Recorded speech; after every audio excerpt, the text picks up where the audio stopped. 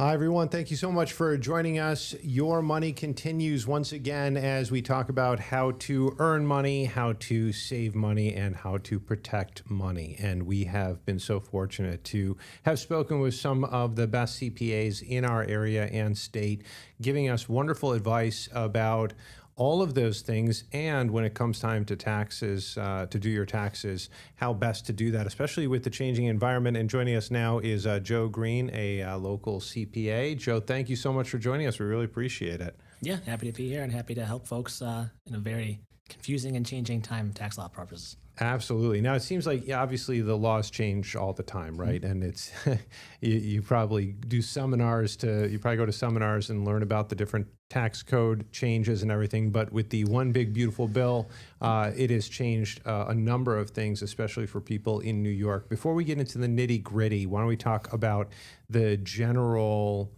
size of the change as you've seen it compared to other years? Yeah, I would say pretty sizable on the individual side, sizable on the business side. A lot of it was continuation of previous Trump tax laws. Obviously, this is the first year of his administration. So tax law is inherently political. So a lot of the changes you're going to see are changes you kind of heard about on the campaign trail. And, when it's done correctly, the tax changes should be driving or incentivizing direction you'd want your people to follow. So the famous Charlie Munger quote on this, right-hand man of Warren Buffett, is show me the incentive and I'll show you the outcome. So, some of these tax law changes should be hopefully incentivizing either research and development for a business to create new jobs, or set aside some money for your children or grandchildren's education, and how does the government sort of build upon and expand on those savings. So that's sort of the incentives you should see in play here. Before we get into what's changing, why don't we talk about what's not? You said it's an extension of what we've seen from the mid 2010s era, so 2017, 2018. So what's not changing? Yeah, I would say there's only going to be so many things that an individual can really change at the end of the tax year in terms of what can be spent or what kind of deductions they're eligible for, that sort of thing. It's a continuation of some of the prior tax rates, some of the standard deductions, those types of kind of itemized numbers aren't going to move the needle a whole lot for folks. It'd be more of the things on the fringes or special kind of use cases or special outcomes that I think would be changing. But for most folks who look at it April 10th, look at their tax return, and then look at it the following year, if they sort of only have sort of normal government forms of W-2, 1099, there's probably not going to be dramatic things that jump out at you. It'd be more of some opportunities along the way to take advantage of some changes. Before we get into the changes that are going into some of the deductions, why don't we talk about SALT? What does that stand for? What does it mean? So people kind of, before we start to talk about how it's changing, people have a good understanding. Yeah. The term SALT cap is out there, and someone says, what is SALT, let alone was there a cap? Were we uncapped? Were we just tossing salt everywhere? So SALT stands for state and local taxes. It's an acronym. And the way it worked before was there was a cap or a maximum that you were allowed to deduct on your return.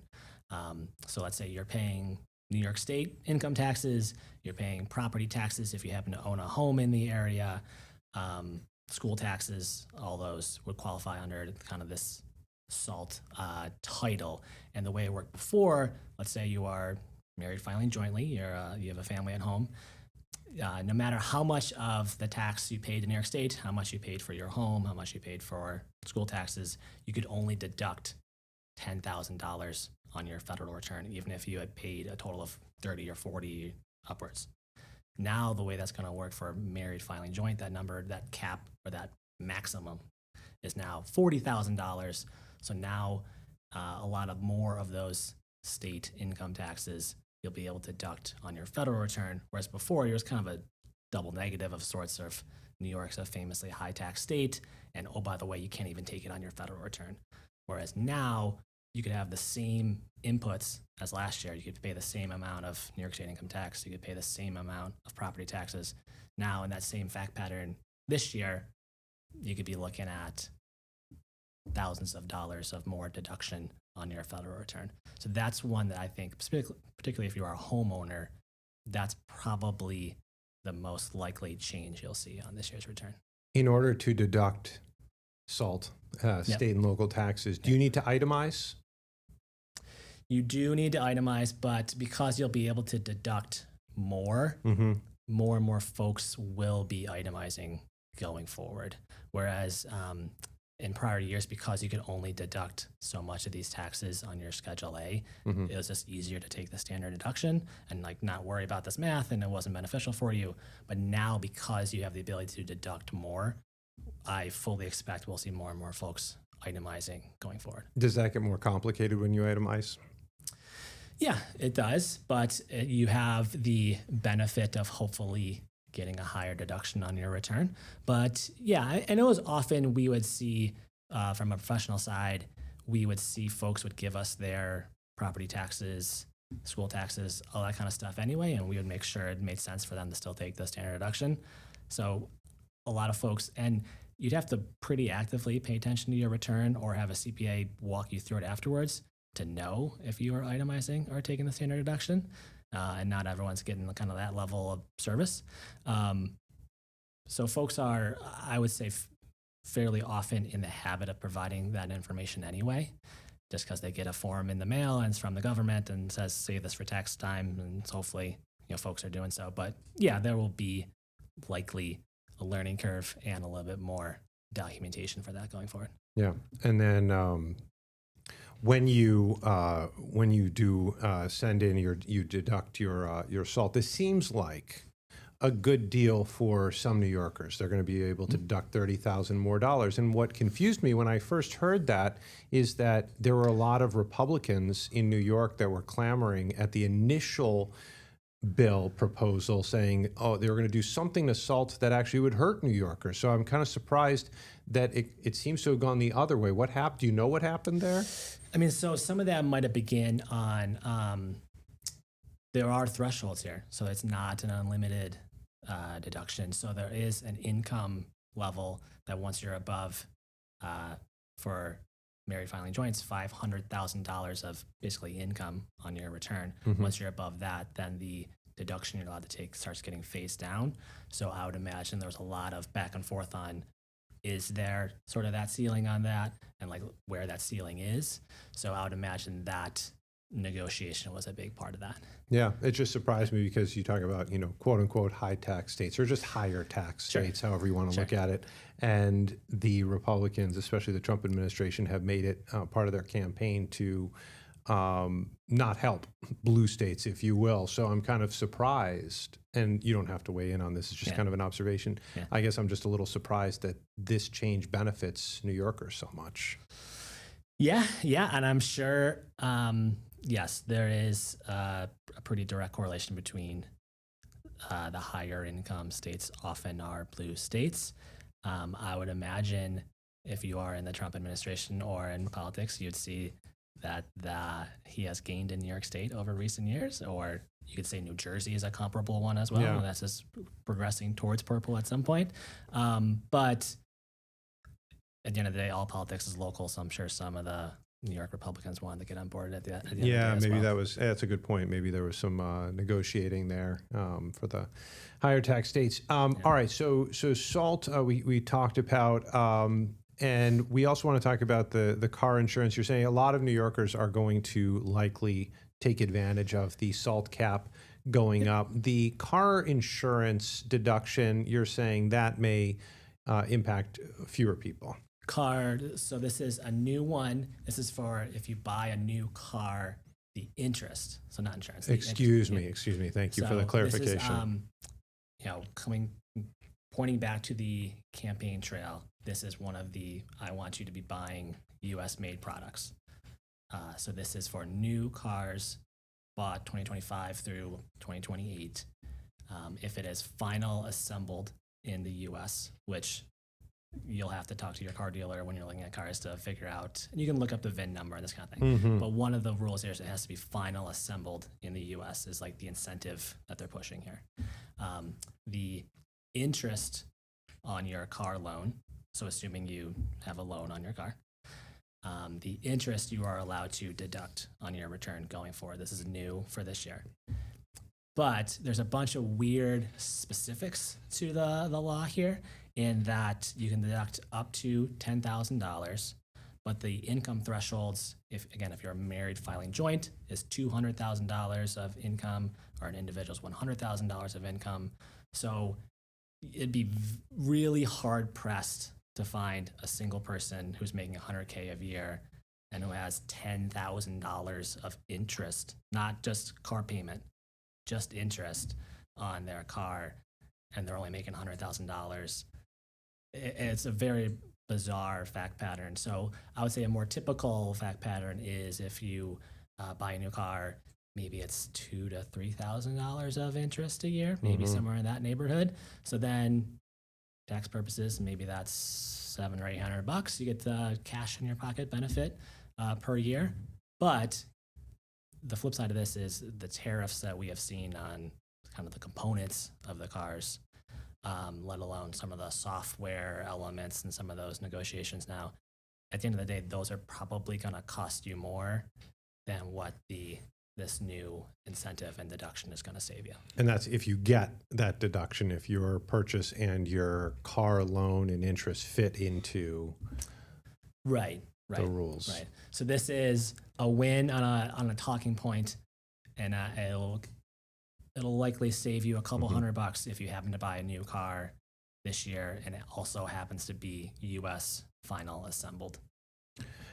529, that's to save money for the kiddos as they go to school. And as we've all learned, now that I have a kid who's 13, it's a balancing act, right? You want to put in enough that it could actually help with the school tuition. But if you put in too much, they say you could, let's say he, suddenly becomes an insane athlete and gets a full ride. You're like full pickleball scholarships coming through, right? It wouldn't be all right. Let's say video game scholarship because that's what I'm banking on. Sure. That comes through, and you have all this money that you can't use for anything outside of education. But there has been changes to that. Yeah. So there were some changes last year in 2024, and then some changes as well in 2025. But yes, the common perception out there was that the 529 plan was exclusively for college, and you're stuck if something comes, or if they kind of go into more of the trades or something like that. It's a less traditional college path, that you'd be stuck with this leftover money with nothing to do. So good incentives from the government on this one is they've kind of opened up the type of spend that qualifies for 529. So now even K through 12, some of those expenses for curriculum or books or tutors or a whole bunch of different other categories of spend that can now start before college, you can use these dollars for. And then the Secure 2.0 Act passed last year, and it's likely these laws are going to change over the next 10, 15 years as administrations change. But what's built in now is you do have the ability to roll over leftover 529 funds into a Roth IRA. Now, there's a whole lot of rules on that, in that the account has to exist for at least 15 years. So tip here, even if you're not putting real dollars in, just open an account, put a few bucks in there just to start the clock. Oh, that's interesting. And so start the clock on the 15 years. All right. So let's say let's walk through that for a second. So let's say your kid's 10 years old and you're like, oh my goodness, we're going to start at 529. Yeah. If you start the Roth, then when you start the 529. 529. I'm sorry. Yeah. Yep. You start the 529. Yep. But then if you roll it over into a Roth, does the Roth start ticking at that point, or so when you invest when you invest in the 529, first of all, rare case of beneficial New York State tax treatment. You get a deduction on your New York State return for it. Yeah. When you invest in the 529, it goes into various investment vehicles. Yeah. So your contributions grow tax-free. So over time, they're invested in the markets. They should be theoretically growing year over year. You can start the clock for that. You wouldn't really want to do the rollover to the Roth IRA basically until they're done with school, Right. or licensing and certifications and other types of education related expenses. That's another example of kind of the expansion of the use cases of the 529.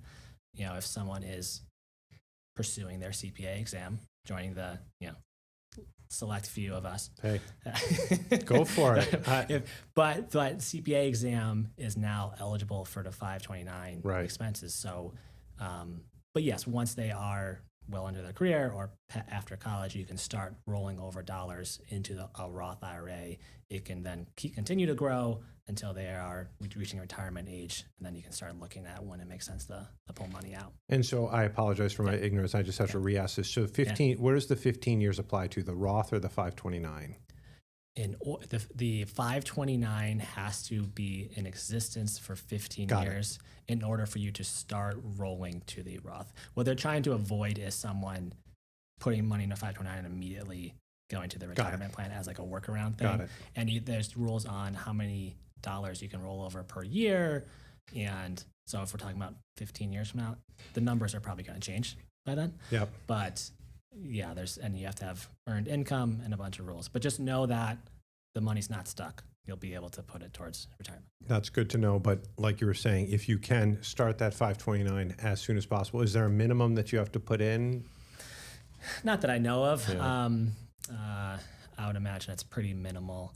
I've also seen examples of if you have kids and they're of a certain age and you are tired of having too many toys around the house, if you are so lucky. I've also seen examples of, hey, don't give us another $20 toy, and instead, like, here's the code to donate to their 529, and then you can kind of Well, I like that. from there. Yeah, I like probably to me, it's more of a family gift than like a friend thing. But yeah. I know, right? That's what you're saying. And so, as you wrote, look at it now more like an HSA, where I could spend, some people spend HSA on yoga or something like that. It can be a little more flexible now. Yeah. The rules are still kind of being ironized here, but yes, I think the takeaways would be you're not stuck at just college for the 529. You can use it on more stuff earlier. You can have it later in life as a retirement vehicle. And just to your point, as you think about the HSA as like, oh, I spent money on Band-Aids at Target.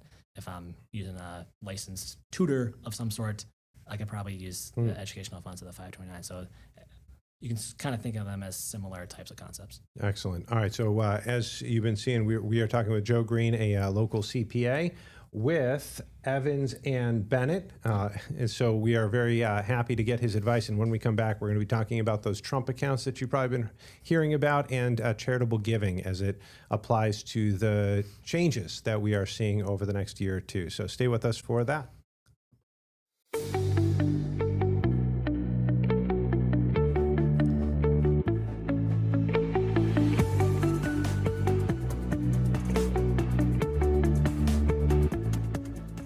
Welcome back, everyone. Joining me once again, we have Joe Greene, a CPA. You are with the New York CPA Society, the association.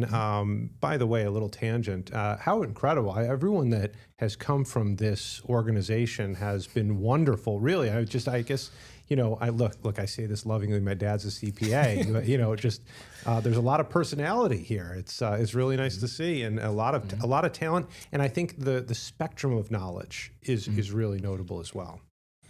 We were stereotyped by Kevin from The Office years ago, and we're still trying to recover. But yeah. Well, that's our mission. Yeah. Beyond just giving financial advice. This has been wonderful, and so we want to get right back to the changes that people are seeing. They've heard about the Trump accounts, and I think that the headline has been $1,000 for your new kid. Yeah. As with anything in life, political or not, there's always some small writing underneath, and devil in the details. Not that there's a devil here, but you know what I mean. Okay. So what do people need to know? Yeah, so new Trump accounts, they are basically trying to be seed capital for children. This is kind of the thought process.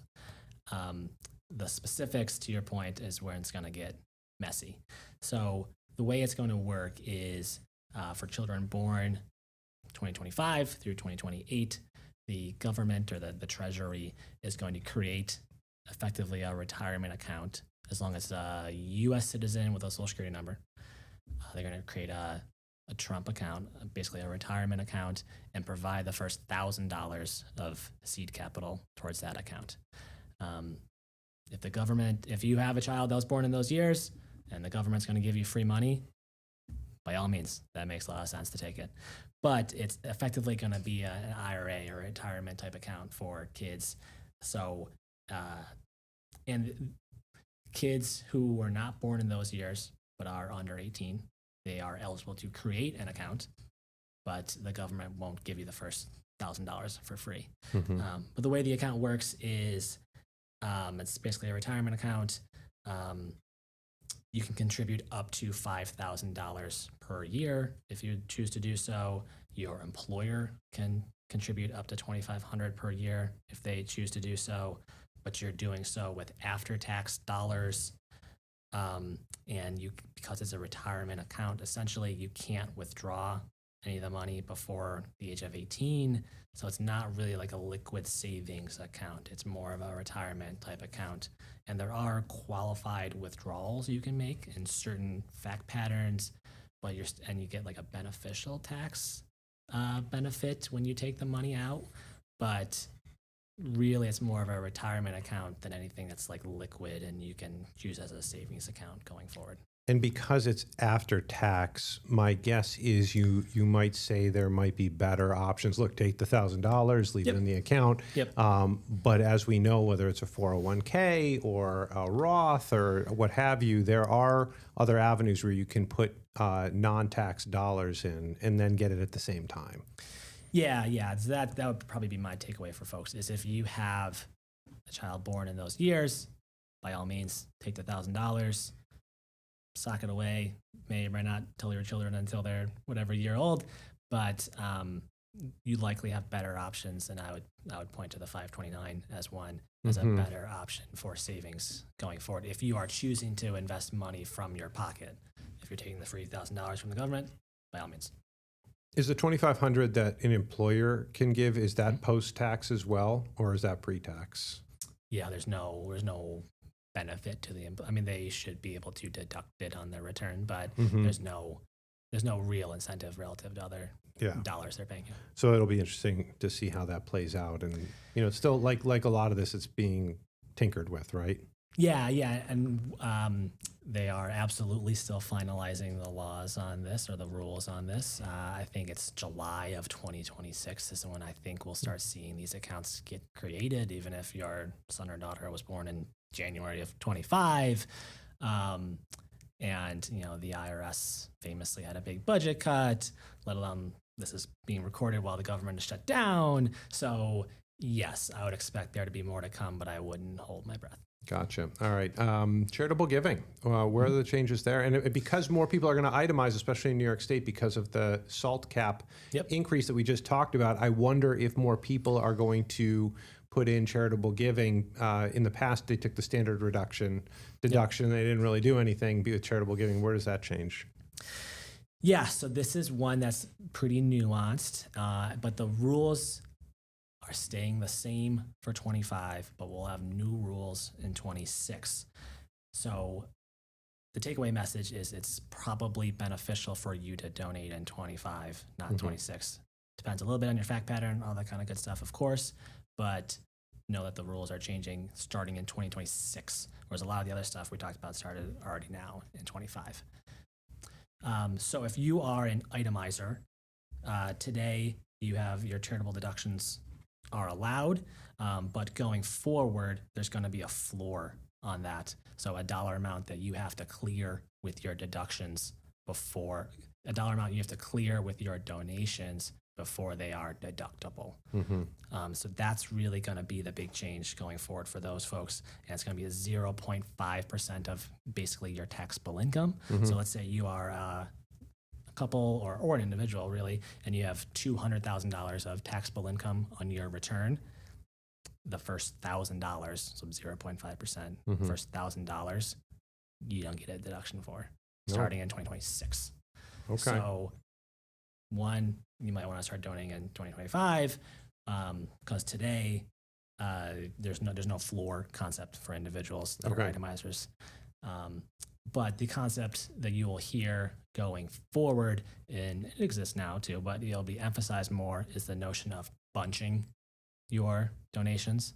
So let's say 2026, you're going to donate $10,000 in 2026, $10,000 in 2027, so a total of $20,000. If you did those in separate years, you'd like lose $1,000 the first year, you'd lose $1,000 the second year. Whereas if you bunched them all in the 1 year, you would have the benefit of only losing 1,000 instead of 2,000. So there's going to be incentives to, and that's an extreme one because you're donating so much. But if you're donating $1,000, you get nothing on your tax return. Whereas if you donate $2,000 1 year, zero the next, then you at least get the benefit of $1,000 deduction. But right now, if I were to donate $750 in 2025, I would be able to deduct that. Assuming you are itemizing. Itemizing, correct. Yes. Okay. Yeah. But the inverse is going to be true for those who don't itemize, in that they're going to have more incentive going forward, in that if you do not itemize, there's not a specific line in your return now to deduct that. Whereas in 2026, there's going to be a line on the return that says $1,000 individual you can deduct, 2,000 joint filers. So it's bizarre in that or nuanced in that it's going to be disincentivized for the itemizers, but incentivized for those who don't. And it's as you mentioned at the top, that great quote about show me the incentive, I'll show you the outcome. So for some, it's going to be disincentivizing itemizing, but then with the SALT, if you your cap is going to be higher than 10,000, if you are going, then you're going to be incentivized to itemize. So just going to have to analyze what your needs are. Yeah, I suspect we will see more and more folks itemizing, and then you'll have emails asking you to bunch your donations into 1 year. Yeah. But those emails will come every year, of course. But right. Yeah. That makes sense. All right, Joe Greene, I really appreciate you taking the time to offer this very important information as people prepare for April 10th, when they have 5 days left to submit their taxes. Yes, let's hope they do that in advance of that time frame as a CPA who gets a bunch of those clients, but certainly understand. That's what extensions are for. There you go, yeah. That's probably why you're still doing taxes now from 2025. All right, Joe Greene, a CPA with the CPA Society here in New York, the association, just an incredible organization. And again, we continue to get incredible advice from folks on how you can earn money, save money, and protect your money. And often that's through your tax return. And so that's what this advice was all about, and the changes that are coming your way. So I want to thank Joe and all the CPAs out there for the good work that they do. I hope that you've enjoyed this conversation and that you're able to take away some valuable information. Take care, everyone. Get the Rochester First streaming app today for everything you love from News 8 on demand, plus exclusive shows you won't see anywhere else. Search ROC and download for free on Roku, Amazon Fire, and Apple TV.